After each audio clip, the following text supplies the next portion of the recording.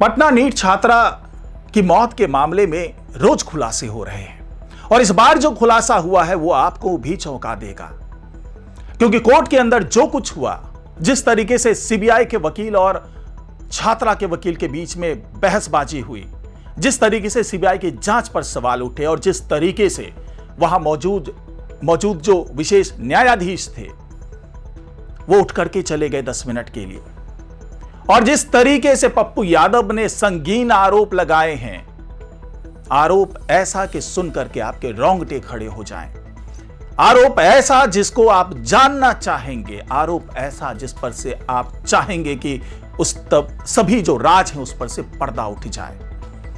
तो क्या है वो तमाम आरोप और क्यों बहसबाजी हुई, क्यों विशेष न्यायाधीश को उठ करके चले जाना पड़ा कोर्ट से, जानेंगे आज की रिपोर्ट में, तो इसे आखिर तक जरूर देखिएगा। नमस्कार, मैं हूं डॉक्टर सुरजीत सिंह और आप देख रहे हैं YBN बिहार झारखंड। अगर आपने अभी तक इसे सब्सक्राइब नहीं किया है, सब्सक्राइब कर लीजिए और अगर आपको ये वीडियो अच्छा लगे तो लाइक कीजिए, शेयर कीजिए और कमेंट जरूर कीजिए।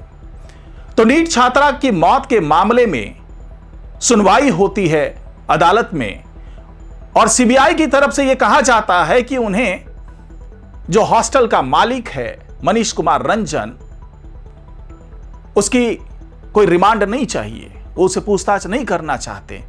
यानी कि एक तरीके से यह माना जा रहा था कि शायद जिस तरीके से एसआईटी ने कह दिया था कि मनीष कुमार रंजन की रिमांड मुझे नहीं चाहिए, आप इसको जमानत दे सकते हैं, एक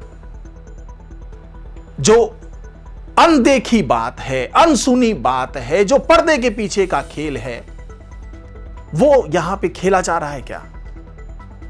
क्योंकि जिस तरीके से एसआईटी ने भी कह दिया, पुलिस ने भी कह दिया और अब सीबीआई भी कह रही है कि उन्हें इसका रिमांड नहीं चाहिए, इसके बावजूद जब पीड़ित पक्ष के वकील ने तमाम दलीलें दी और यह कहा कि न जाने क्यों सीबीआई इनका रिमांड नहीं लेना चाहती, न जाने क्यों सीबीआई इसके जमानत का विरोध नहीं कर रही, क्या इसके पीछे कुछ ऐसी बातें हैं, कुछ ऐसा सच है जिसको छुपाया जा रहा है, जिस पे पर्दा डाला जा रहा है और सब मिलकर के ये चाहते हैं कि मनीष कुमार रंजन की रिहाई हो जाए, जमानत पर छूट जाए।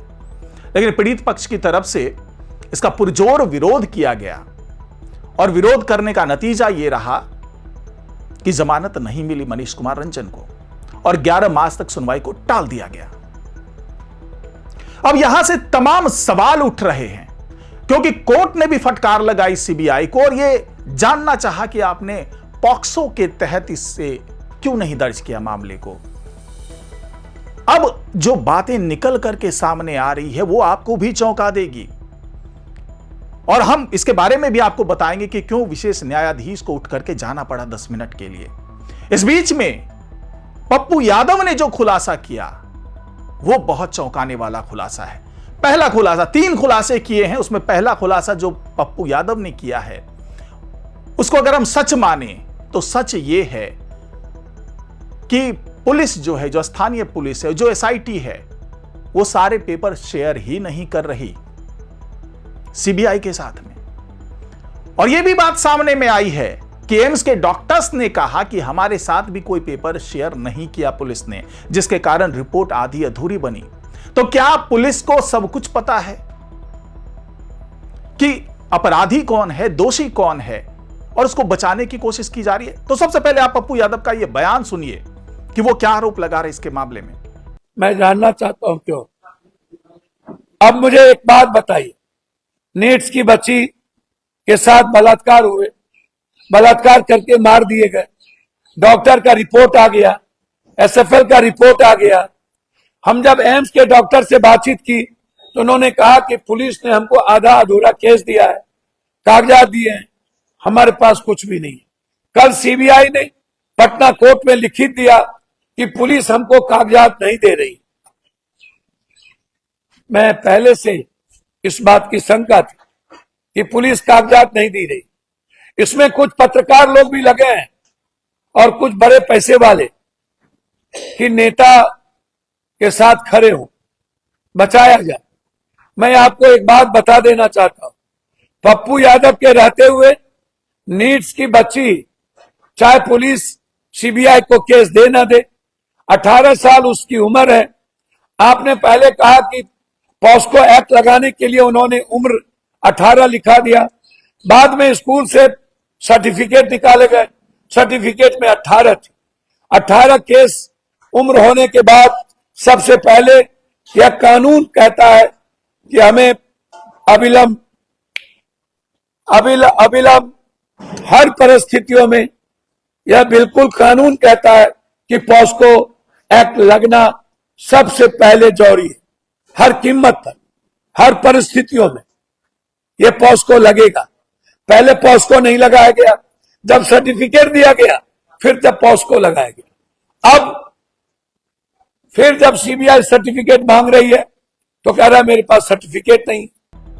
तो आपने सुना कि पप्पू यादव किस तरीके से चीख चीख कर कह रहे हैं कि कुछ तो अंदर पक रहा है, कुछ तो सड़ रहा है, जिस पर पर्दा डालने की कोशिश की जा रही है, जिसको दबाने की कोशिश की जा रही है। और यह गठजोड़ रसूखदारों का है, नेताओं का है, पदाधिकारियों का है, और सब कुछ पर्दे के पीछे चल रहा है। हॉस्टल की आड़ में सब कुछ चल रहा है। और जब बात मनीष कुमार रंजन की आती है, जिसकी जमानत पे कोई बड़ी बात नहीं रखती है सीबीआई, उसकी जमानत को जाने देती है, और सीबीआई का जो पक्ष था, अगर पीड़ित पक्ष का वकील विरोध नहीं करता तो शायद मनीष कुमार रंजन को जमानत मिल भी जाती। तो आखिरकार वो कौन सा सच है जिसके कारण सीबीआई, स्थानीय पुलिस, एसआईटी उसकी जमानत का विरोध नहीं कर रही? साफ साफ कह रही कि हमें इनसे पूछताछ नहीं करनी है,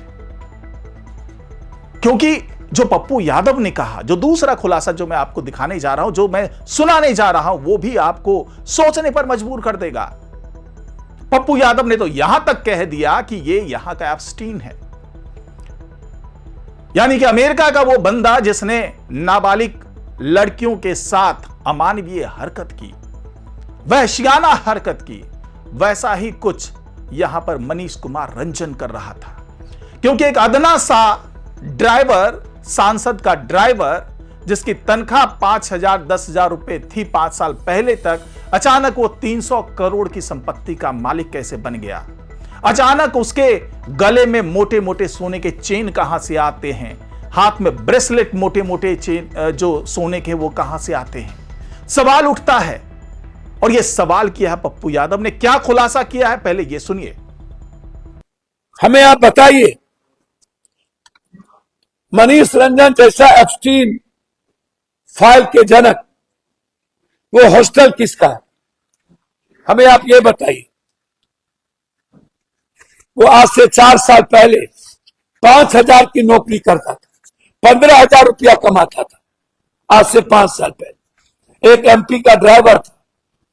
5 से 6 साल के अंदर वो 300 करोड़ का मालिक हो गया। उसके पास 12 हॉस्टल, उसके गले में मोटा मोटा चेन, एक चेन नहीं 3 चेन, हाथ में मोटा सिकरी जो जानवर को जैसे बांधे जाते हैं।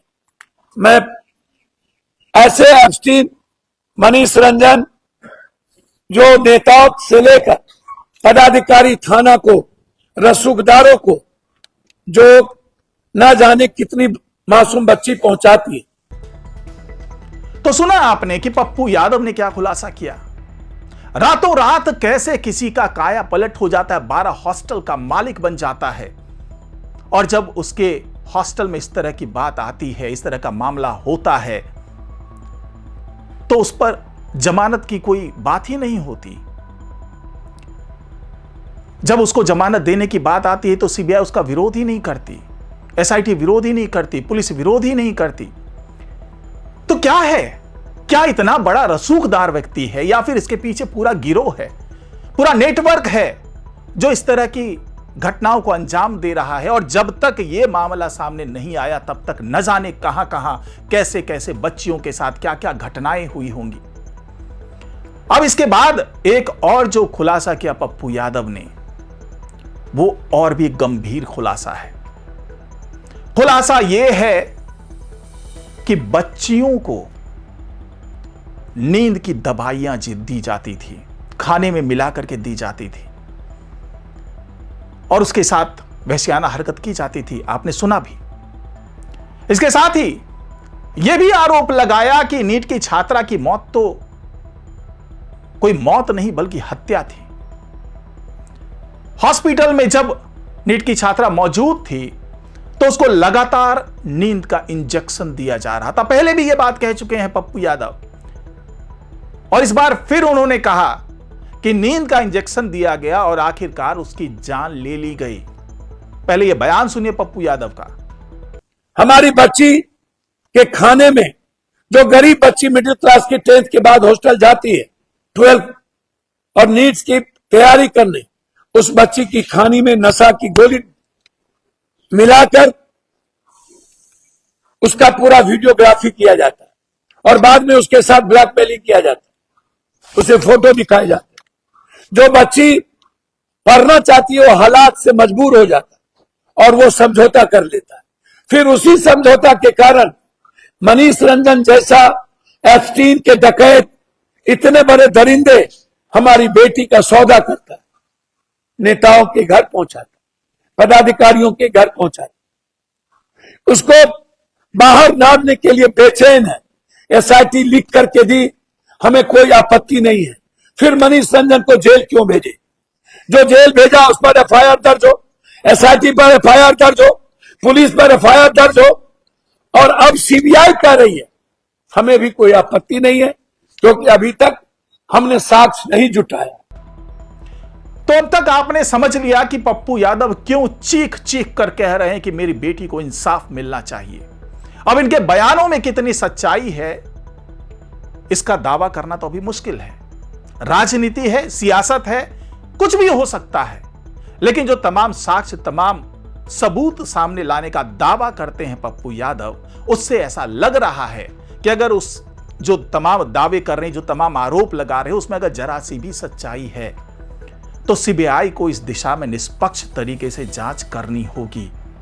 क्योंकि पीड़ित पक्ष के जो वकील हैं वो साफ साफ कह रहे हैं कि सीबीआई भी अब सही दिशा में जांच नहीं कर रही है, और ये जांच जो है वो भी एक तरीके से लीपापोती है, एक तरीके से पूरे जांच को प्रभावित करने की कोशिश हो रही है। दूसरी तरफ सीबीआई ये कह रही है कि मुझे जो अपेक्षित सहयोग मिल रहा था पुलिस से, स्थानीय पुलिस से, वो सहयोग नहीं मिल रहा, मुझे पेपर्स नहीं दिए जा रहे। यहां तक कि पॉक्सो के लिए जो जन्म तिथि का प्रमाण पत्र होना चाहिए, जो कि पुलिस को सौंपा गया था, जिसके आधार पर पॉक्सो एक्ट लगा था, वो प्रमाण पत्र भी सीबीआई को नहीं दिया गया। तो आखिरकार ये हो क्या रहा है? पर्दे के पीछे ये सारी चीजें चल क्या रही है?